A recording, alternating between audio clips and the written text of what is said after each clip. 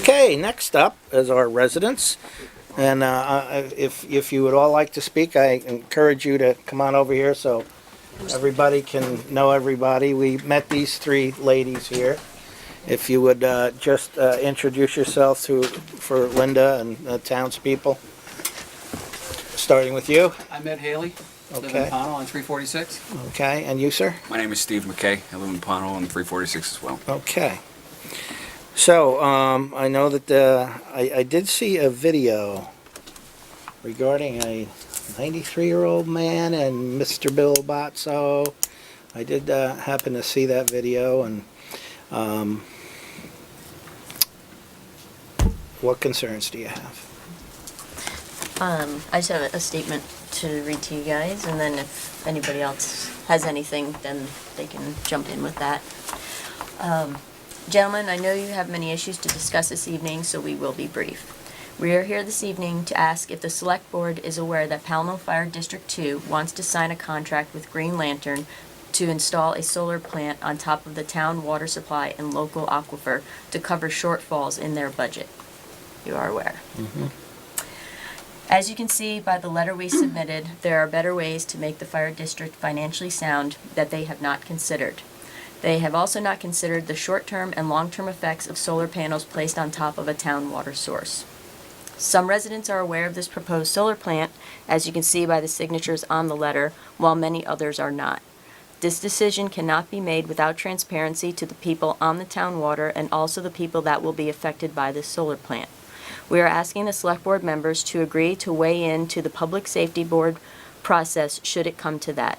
We would like you to submit comments to the developer during the pre-application process and then do so again after the petition has been filed. We also ask that you hold a public hearing on the proposal during the pre-application process. The Select Board does have a role to play in protecting its citizens. Perhaps the Select Board or other residents have a better location for a solar plant that is beneficial not just to Green Lantern, but the town we live in. Okay. Now, I have a couple of questions here, and I'm not really well versed in, I mean, I know we have the big solar fields down here at the racetrack. What are the potential hazards of a solar field being installed on top of a wellhead? I mean, from what I see down in the racetrack is that there are concrete pillars, a framework, and then the solar panel and wiring, I guess, correct? Am I pretty close on that? Are there chemicals or something involved with the makeup of these solar panels? I can speak to that. Okay. Yeah, Probably yeah, speak to that's that. what, yeah. The panels are filled with several toxic chemicals, cadmium arsenic being one of them. They're in a fine particulate form. Like a powder? They're like a powder, and they are encased inside of the solar panels. However, if something were to happen, they were to degenerate. If a tractor trailer were to run into them, these come out. The other thing is they often encase the inverters and they put the cement pillars down on the ground, and what will happen is it displaces the drainage area of the water on top. And so there's so many potential problems. There are no studies done that show a 20-year, which is what the contract is for, a 20-year solar plant on top of drinking water. And so there's a lot of little studies that show, it'll show, well, we think it's safe, but there is no study done that shows a 20-year effect of these things. And so as far as those kinds of concerns, there's a myriad other concerns. Also the electromagnetic field, that's why people don't want to, usually they don't put houses underneath the big power lines. You know, people are, that field that comes around, and that will definitely happen with these inverters. That's They generate an electromagnetic field as well. There was a school in La Quinta, California, I believe. They noticed a cancer cluster. They had built a solar field right behind a school, and the children were in droves showing up with childhood cancers. Those are the health concerns. You know, how big of a field are they looking for? How many acres are we talking about here? Are we talking 1, 2, 5, 10? 4.5. 4.5 You know where acres. it's the whole field. I have an idea where that is. Typical public policy is don't mess with water, the water that people need to live. There are many more places that these can be done. They can be put more at the track. They can put them on brownfields. Why the risk of putting it on the water that 140 families get town water, but also the aquifer to the other wells that are around there? There's no reason to chance something like that when you're just trying to cover a budget shortfall, when things like refinancing their bond, looking at fiscal responsibility in their spending. We have at least 4 pages of questions for the water board about expenses that they have. They get free water when they're going and shutting off water on people that owe $10. You know, so free water. There's so much.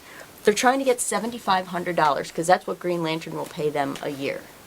So we are trying to talk to them about, and they said to us, the only reason we are doing this is for the $7,500.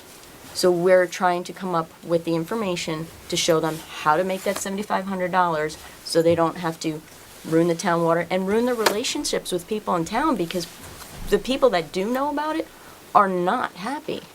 And I mean, we're a small community, so you know, you really can't go irritating your neighbors that badly. I mean, Every person that lives around there showed up to the last meeting, and not At the one- water board. At the water wellhead. board, at the wellhead, and then at the water board, and there's not one person that lives in the surrounding area that at that meeting that agrees with putting this in. So I think some of the people, you know, like your very well illustrated speech says, some of the people just don't understand and don't know, because it's not going in right across the street from their house, but there's still potentials that there's a risk that they could be affected down the line. And I hope, my main question was, have they come to you and have you approved any type of, I would think they would need some type of zoning permit or some type of, I know there's no other regulations in Vermont right now because the legislative is met up in Mount Pillier a few weeks back, and they're trying to put some regulations on things probably very similar to this, right? Where they can put panels on water, where they can put panels in proximity to houses, things that just aren't established in Vermont yet. But as you see, they're going to keep popping up in places. Oh, they are cropping up The all over. investors are going to keep making money because they get their tax write-offs, and people love the fact that they can just come to Vermont and throw these up everywhere. So have you approved anything, or do you have to approve anything? I think if anything, it would be the DRB and the zoning board. Board read the email, the research that board asked me to do last week. This board has no. Jurisdiction. You know, except for what I said about the holding, Service the public service board. Public service Yeah, board. and the and also having a meeting of the town, and you know, I mean, the train goes by. It's going to be shaking shakes their houses. They're going to shake the panels. How safe is that? well, I mean, the train goes right by down in North Pownal here too, and that's quite but a bit larger. it's also not on top of the water. No, I get that too, but I think that ground vibration, I don't know how many years those have been in, but again, it's something that's put in and we know it's there, but we never hear anything of it.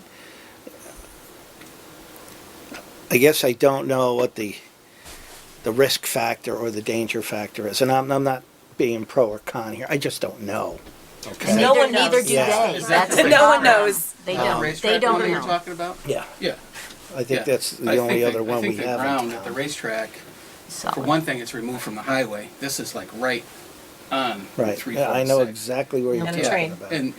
And that down there seems to be a much more stable concrete thing from the stables years ago. I mean, that's a nice. The ground is already ruined flat and area. denatured. It's basically a But there's- floodplain Yeah, across and the it street seems from like you.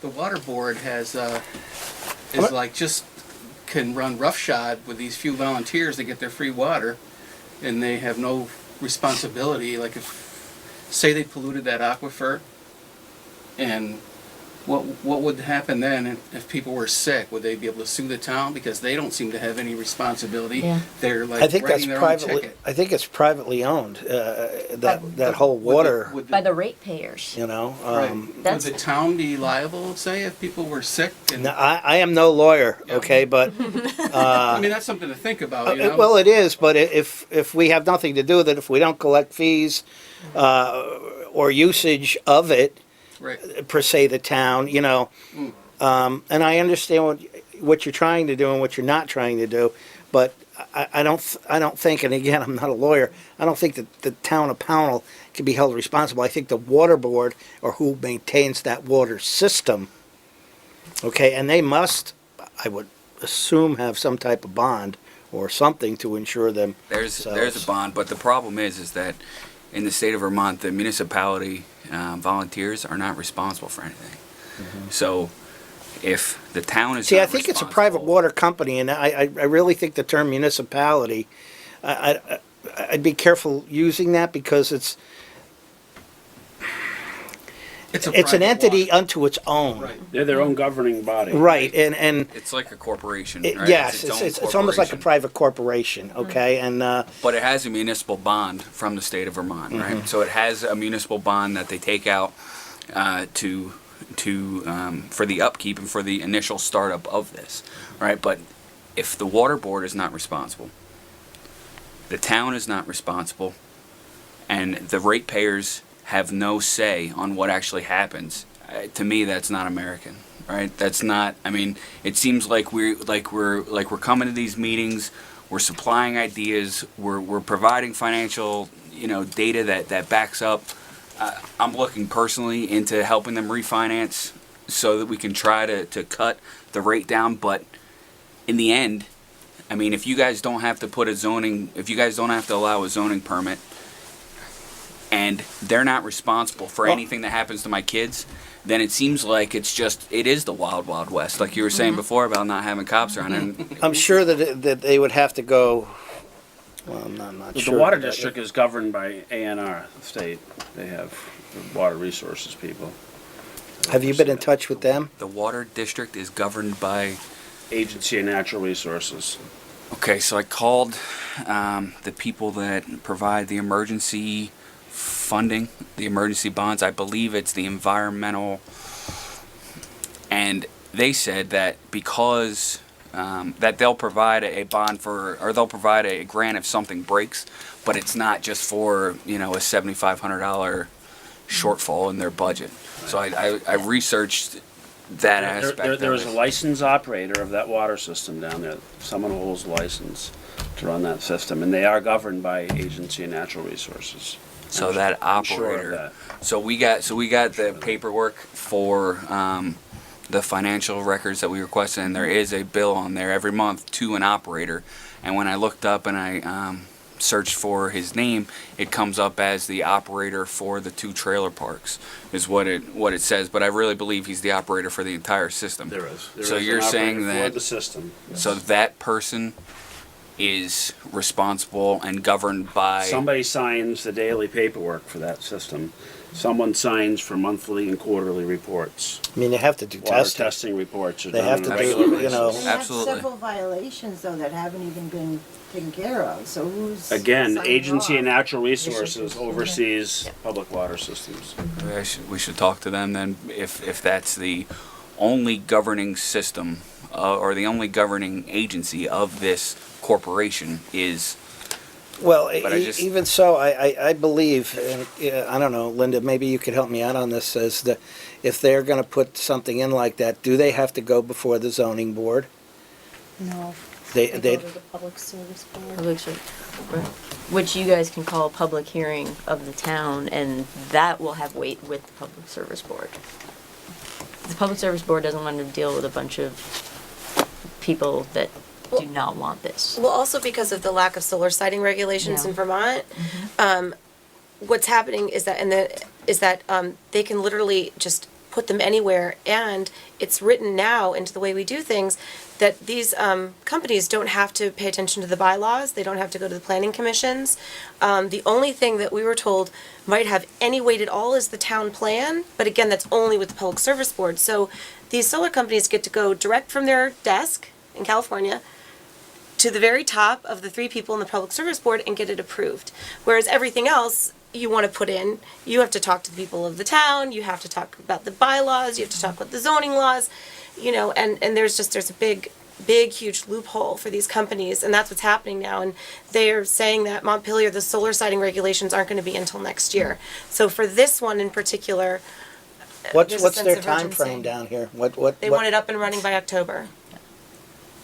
And like I said, between the bond, and raising the rate of the water, because it hadn't been raised in like 10 years. Even if you raise it $5, $10, $15, and maybe if the water board actually paid, because other water boards pay for their water. They don't get free water. So if they paid their fair share, you get to $7,500 pretty quick without and more. having to ruin the gateway to Vermont. What have about it on the putting town a water. cell phone tower on it? If you're trying to mitigate this, and they're trying to, I think it's We too see- low there for one thing. well, you get that whole valley. Right. You get that shot of that whole valley. mean, that's just my guess. I'm just throwing this idea out. Yeah. Maybe you want to call Verizon or Nextel or VTEL or somebody and say, hey, maybe because they pay a couple of they- grand a month. They don't seem to be interested in any ideas. That's other the, they don't. We had a they- list they- of ideas. 7,500. They have their idea. This is what they This want it, to do, and, and they So, don't care. so I'm gonna. But if there's any health issues at all to worry about, it seems like A&R would definitely take care of any issues that even may possibly happen. How and when would it be too late? Yeah, I Right, don't know. that's, I don't- there's too many unknowns as far as the health, besides the many other mitigating factors that lowers property values of houses that are sitting around it, up to 30% in a lot of areas. And I'm not gonna be directly across Well, from it's it. pretty I'm well down the street. shielded. I mean, you got the railroad tracks, you got trees, you got the. She lives, it's in her front yard. It's directly across Directly the in street. front of your It's yard. right in his I mean, front there yard. are a It's few in Ed properties. Haley's front Across yard, from him. right in front of him. It'll definitely affect mine. So, what are you looking for, a public forum on this? I mean, is the water board, if we hold a public meeting on this, number one, is the water board gonna come? We can't make anybody come to this, number one. Number two is, what would the outcome be about it? I mean, I think it's great you're here tonight on Cat TV, because there might be a lot of residents on the east side of Route 7 that might not know about this. That's right. Okay, and we're all neighbors here too. Right. So, We are meeting with them at the next board meeting.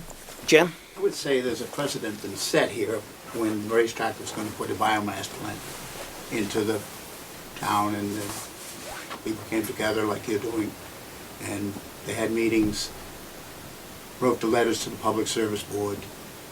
There's an Act 248 in Montpelier now that should be talking about all this. Mr. Botso needs to be involved very much so. We're all just laymen. I think we're all trying to find out how it benefits the track financially. There's solar panels going on Quarry Hill. We're writing a new town plan and certainly talking about, Rutland Herald had a great story just last week about losing control of the townspeople. And the one way that you can stop it is to write it into the town plan. But the Public Service Board is your protector, our protector. And I think that's the way we had to fight the biomass. And it didn't happen. And there was big bucks there. Huge one. More than this poor little water board's got. And guess what? They got beat. It's not there. So we do meet with them at the next water board meeting, and we have questions, and we want to see what their responses are. But I'm sorry, you meet with who? sorry, the fire district, Ray Bub and the other 4 guys, because their monthly meeting is it the 4th? It's May 4th. It's the first Monday in May. So we're meeting with them again. We have questions as to certain expenses and things like that, and coming back with the ideas and saying, here's the $7,500. You know, what is next? Are you signing this contract tomorrow? Because then if the case, like I said, you know, submitting comments that the people in the town, because if it comes also from the select board to the public service board, it'll have more weight because they know that, you know, we're working as a community. So, and then if there is a need for a public hearing during the pre-application process, then we would like to have something like that done. Okay, well, we don't have a full board here tonight, and I really would like the other two gentlemen to weigh in on this, and I hope you don't think that's a cop-out, but I think that's something this important. I'd ask Bill Botso to come here. Yes, and I think our state representative, I know you've met with him, I know I've seen him in the videos, et cetera. You know, I think he's got to, as our representative, I think he has to write the letter, and he has to start stepping on the public service board a little bit and get some, taking names and numbers. I know we're in a shoebox for time here, but I think if you folks keep up your vigil, there's not much this board can do other than the fact that we can support you. That is, That's what, support that's you what or, we're, yes. or not. I'm not Or gonna, not. Right, yeah. I'm not gonna speak for anybody here, okay? Right. But, you all are taxpayers, you all are residents of the town, and we are the select board, and we try to, protect our people as best we can when we can. So, well, I thank you for coming tonight, and, so, how do I go, I guess I don't want We can report back to you about what comes of their May 4th meeting. that would be great. Well- After the May 4th meeting, if you could, gather your facts, call Linda to get on the agenda just as you did tonight. Okay. And hopefully we'll have a full board, and we can go from there. And if it comes down to, you know, just looking for a letter for the selectmen that support your position, if the board is in agreement, I don't foresee any problem. But if they're not in agreement, I can't guarantee anything, okay?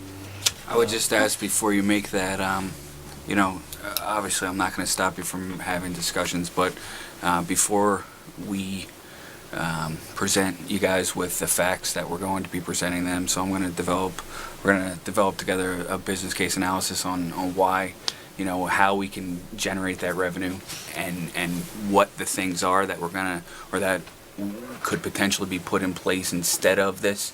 So I just ask you not to make your, you know, united conclusion before we present you with all of Oh, it. absolutely, because we'll give, you know, when you're ready to state your case, Okay. you know, we'll listen to it all. I mean, Who else is on the board? Nelson Brownell and Henry Strohmeyer, Okay. okay? And if there's anything you need to drop off here, so that Linda can photocopy and put in our folders, more information is better than not enough, Great. Thank you. okay? Thank you. Thank you for coming tonight. Thank you. All right, thank you for your Okay, time. have a good night. Nice. Take care. I've met you.